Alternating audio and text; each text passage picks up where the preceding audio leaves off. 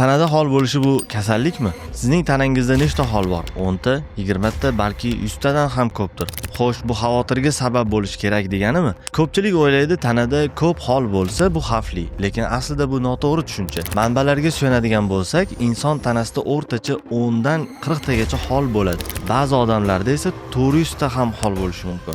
Bunday holat xavflimi? Keling, yaxshisi o'zim tushuntirib beraman. Hollar bu mutlaqo tabiiy holat bo'lib, ularning aksariyati xavfsiz va hech qanday kasallik alomati emas.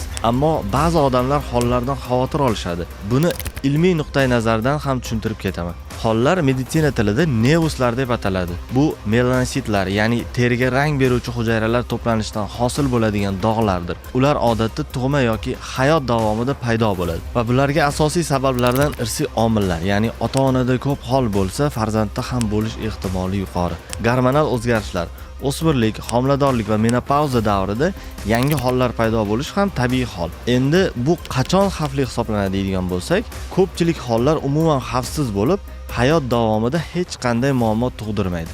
Lekin hollar bilan qanday vaziyatda shifokorga murojaat qilish lozim ekanligini aytib o'taman. Hol shakli o'zgarib, asimetrik bo'lsa, qichishish, qonash yoki shish kuzatilsa, siz shifokor qabulidan kech qolmasligingiz lozim. Sizlar bilan Fazliddin bo'ldi. O'zingizni asrang.